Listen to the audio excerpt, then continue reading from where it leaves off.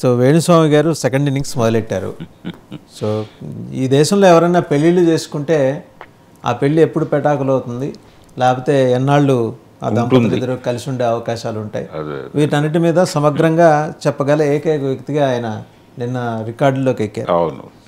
So నిన్న ఆయన చెప్పాడు 2027 వరకు నాగ చైతన్య శోభితకు వచ్చిన ఇబ్బంది ఏం లేదు, వాళ్ళ కాపురానికి వచ్చిన ఇబ్బంది 27 తర్వాత డెఫినెట్గా ఉండే అవకాశం లేదు అని కూడా క్లారిటీ ఇచ్చాడు ఆయన. అంటే 27 వరకు గ్యారంటీ ఉంది, ఆ తర్వాత ఎట్టి పరిస్థితుల్లోనూ ఈ బంధం నిలబడే అవకాశం లేదు. ముఖ్యంగా ఆ అమ్మాయి జాతకం చాలా స్పష్టంగా ఈ విషయం చెప్తోంది అన్నాడు ఆయన. అంటే నాగచైతన్య గురించి, నాగచైతన్య జాతకం గురించి అంత ఇబ్బందికరంగా మాట్లాడలేదు, కానీ శోభిత ధూళిపాల జాతకంలో మాత్రం ఆ ప్రాబ్లం ఉంది. 27 అనే నెంబర్ అక్కడి నుంచి డిరైవ్ చేశాడు ఈయన, ఆవిడ జాతకంలో నుంచి. అంటే ఇప్పుడు పరిస్థితి ఎలా తయారైందంటే, ఎవరైనా పెళ్ళి ముహూర్తం పెట్టుకున్న తర్వాత ఈ పెళ్ళి ఎంతకాలం ఉంటుంది అని చెప్పి ఆయన దగ్గరికి వెళ్ళి రిఫరెన్స్ అడగాల్సిన పరిస్థితి. అడిగితే ఆయన చెప్తాడు ఇది 10 ఏళ్ళు ఉంటుంది, లేకపోతే 20 ఏళ్ళు ఉంటుంది, 2 ఏళ్లే ఉంటుంది, ఏడాదే ఉంటుంది అని ఒక క్లారిటీ ఇచ్చేస్తే దాన్ని బట్టి ఆ పెళ్ళికి ఎంత బడ్జెట్ వేసుకోవాలనేది ఒక డెసిషన్కి వస్తారు వీళ్ళు. అలా తయారైపోయింది పరిస్థితి. అంటే ఎందుకు విడిపోతారు ఎవరైనా, ఎందుకు కలిసి ఉంటారు, దానికి ఉన్నటువంటి ఒక పునాది ఏమిటి? ఇద్దరు వ్యక్తులు కలిసి ఉన్నప్పుడు ఎక్కువ కాలం ఎందుకు కలిసి ఉంటారంటే ఒకరి అభిప్రాయాలను ఒకరు గౌరవించటం వలన కలిసి ఉంటారు. అలాగే గౌరవించటంతో పాటు కొన్ని సందర్భాల్లో అవతల వాళ్ళతో ఎందుకు గొడవ పడాలి అని చెప్పి ఒక రాజీ ధోరణితో పెడతారు ఎవరో ఒకళ్ళు. సర్దుకుపోవడం అంటారు మనవాళ్ళు. ఈ ధోరణుల వలన ఎక్కువ కాలం రిలేషన్స్ నిలుస్తాయి.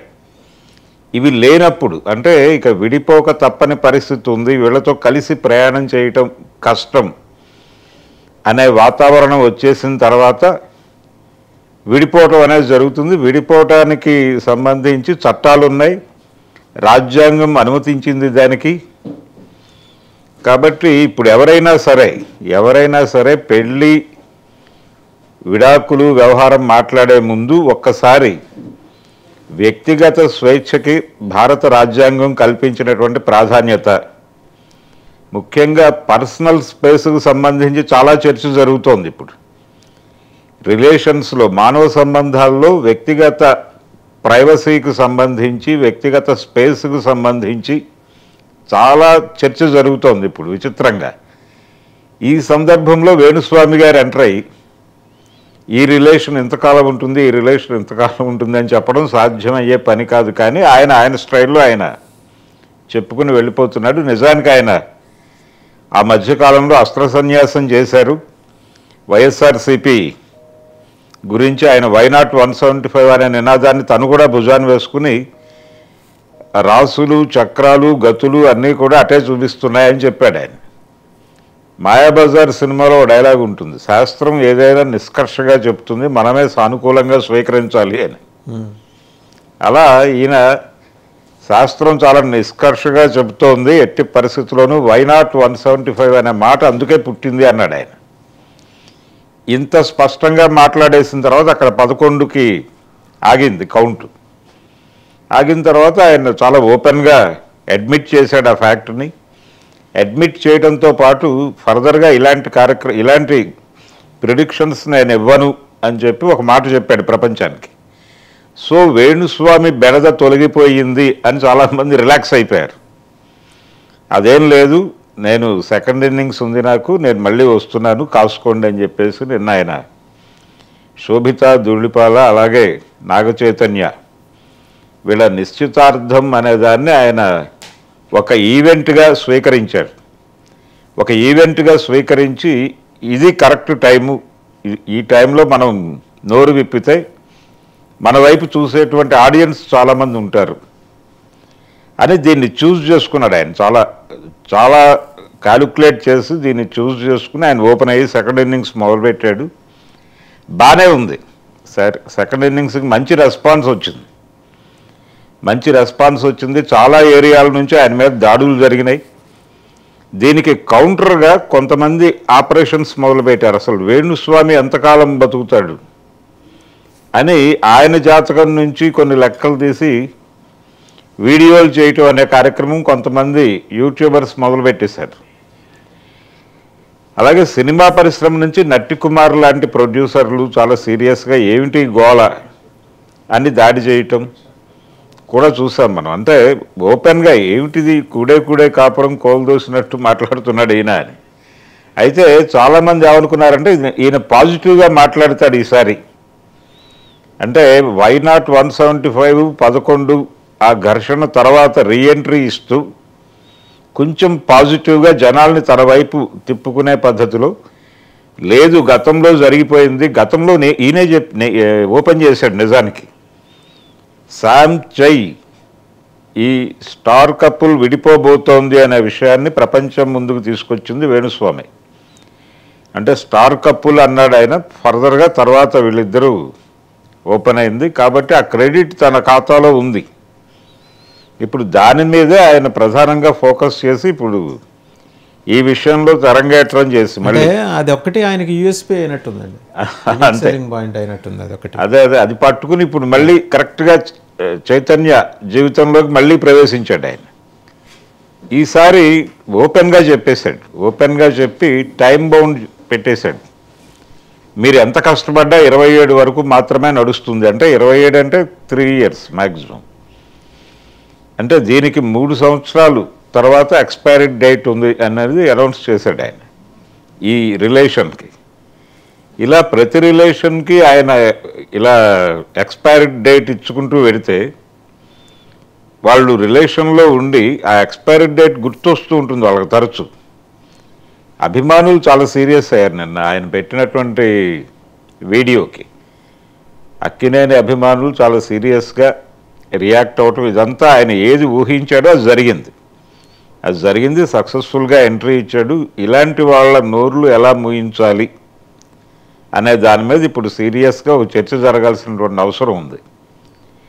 ఏదైనా ఇష్యూ ఉండి దాని మీద అభిప్రాయం చెప్పటము అంటే వాళ్ళిద్దరి మధ్య ఏదైనా ఇష్యూ ఉంటే లేదు వీళ్ళు కలిసి ఉంటారు లేకపోతే విడిపోతారు. నిజానికి ఎవరన్నా వచ్చి అడిగితే అది పర్సనల్గా చెప్పడం వేరు. అంటే ఇంకోటండి, ఈ సూమోటో స్టేట్మెంట్స్ అనేవి నిజంగా ఆ ఫ్యామిలీస్లో ఎలాంటి డిస్టర్బెన్స్ దారి తీస్తాయి. ఇప్పుడు తన ప్రైవసీలోకి ఎవరైనా ఎంటర్ అయితే ఆయన రియాక్ట్ అవుతాడు. ఇప్పుడు ఆయన్ని ఎవరైనా విమర్శిస్తే నన్ను ఎలా విమర్శిస్తారు మీరు అని చెప్పి దాడి చేస్తాడు. కానీ ఆయన ప్రపంచంలో ప్రతి ఒక్కరి జీవితాల్లోకి వెళ్ళిపోయి కామెంట్స్ చేసి వీడియోలు చేసి పెట్టడానికి ఆయనకి రైట్ ఎక్కడ ఉంది? నీ ప్రైవసీ నీకెంత ఇంపార్టెంటో పక్క వాళ్ళ ప్రైవసీ వాళ్ళకి అంతే ఇంపార్టెంట్ కదా. పైగా వాళ్ళ జీవితాల మీద ఈయన స్పెక్యులేషన్, వాళ్ళ జీవితాల మీద ఈయన బెట్టింగ్, అది ఎలా కుదురుతుంది? అది పొలిటికల్ ఏరియాలో నిజానికి ఆ రోజున వైఎస్ఆర్సీపీ సమావేశాల్లో కూడా కనిపించాడు ఈయన. చాలా క్లోజ్గా ఆయన్ని అంటే ఒక ఇన్ఫ్లుయెన్షియర్గా తీసుకున్నారు వాళ్ళు. తీసుకుని చాలా క్లోజ్గా ఆయన చూపించటము, ఆయన బైట్స్ ప్రమోట్ చేయటము ఇవన్నీ చేశారు. ఈ రకమైన ఆలంబన అక్కడ దొరుకుతుంది కానీ ఈ ఏరియాలో దొరకదు ఆయనకి. సెలబ్రిటీస్ విషయంలోకి వచ్చేస్తే ప్రచారం దొరుకుతుంది అనేది అనుకుంటున్నాడు కానీ నిజానికి ఆయనకి సినీ జ్యోతిష్యుడు అని ఒక బ్రాండ్ ఉంది, ఒక ఇమేజ్ ఉంది. ఆ ఇమేజ్ నుంచి కరెక్ట్గా ఇలాంటి వ్యవహారాలు మాట్లాడే ఆయన నెమ్మదిగా దూరం అయ్యాడు. ఇది కొంచెం వ్యాపార విస్తృతి ఇవన్నీ పక్కన పెట్టేసి ఆయన్ని లీగల్గా కంట్రోల్ చేయాల్సినటువంటి అవసరం ఉంది. ఇప్పుడు ఈయనకి కౌంటర్ ఇవ్వటానికి ఆల్రెడీ నిన్న సోషల్ మీడియా మీరు చెప్పినట్టు ఇంకా మిగిలిన వాళ్ళు కూడా వచ్చేసారు. వేణుస్వామి ఇట్లా 3 ఏళ్ల పాటు వీళ్ళ వైవాహిక జీవితం ఉంటుందని చెప్పారు. అలాగే నాగ చైతన్య గారికి వేణుస్వామి దోషం పట్టుకుంది, ఆయన కాళహస్తి వెళ్ళి పూజలు చేయించుకుంటే ఆ వేణుస్వామి దోషం తొలగిపోతుంది. ఇప్పుడు వ్యక్తిగత జీవితాల్లోకి చొరబట్టం అనేది ఎంతవరకు కరెక్ట్ అండి? పూర్తిగా అది చట్ట వ్యతిరేకం, రాజ్యాంగ వ్యతిరేకం కూడా. అన్నింటికి మించి ఎథికల్గా కూడా అది కరెక్ట్ కాదు కదా. ఎథికల్గా కరెక్ట్ కాదు అసలు. వాళ్ళ గురించి వాళ్ళ జీవితానికి సంబంధించి వాళ్ళ రిలేషన్కి ఎక్స్పైరీ డేట్ చెప్పడానికి ఈయనెవరు? వాళ్ళు కదా. ఒకవేళ అది డిస్టర్బ్ అయినా ఈయనకేమి సంబంధం, ప్రపంచానికి ఏం సంబంధం? వాళ్ళు ఉన్నంతకాలం ఉంటారు అంతవరకే. దేనికైనా ఎక్స్పైరీ డేట్ ఇవ్వడానికి ఎవరికి అధికారం లేదు. అసలు వేరే వాళ్ళ జీవితాల గురించి నిర్ణయాలు తీసుకునే రైట్ ఎవరికీ లేదు. పర్సనల్ ప్రైవసీలోకి వెళ్ళిపోయి మాట్లాడటం అది. కాబట్టి రాజ్యాంగ ఇచ్చినటువంటి వ్యక్తిగత స్వేచ్ఛను ఆయన భంగం కలిగిస్తున్నాడు. దాంతోపాటు విడిపోయే హక్కుని గౌరవిస్తూ చట్టం చేసింది, దాన్ని కూడా ధిక్కరించే పద్ధతిలో వ్యవహరిస్తున్నారు వీళ్ళు. కాబట్టి లీగల్గా ఆయన్ని కంట్రోల్ చేయాల్సినటువంటి అవసరం అయితే ఉంది సీరియస్గా. అది జరగకపోతే చాలా ఇలాంటి ప్రమాదాలు, ఇలాంటి డిస్కషన్స్ అనేకం జరుగుతాయి. అంటే ప్రతి ఒక్కళ్ళ జీవితాల మీద ఆయన కామెంట్ చేయటము, దాని మీద చర్చలు జరగటము, దాని గురించి వీళ్ళు విడిపోతారా కలిసి ఉంటారా, విడిపోవడానికి ఉన్న ప్రాతిపదిక ఏమిటి, కనిపిస్తున్నటువంటి వాళ్ళిద్దరూ కలయికకి సంబంధించి ఆల్రెడీ కొన్ని స్టోరీస్ ఉన్నాయి.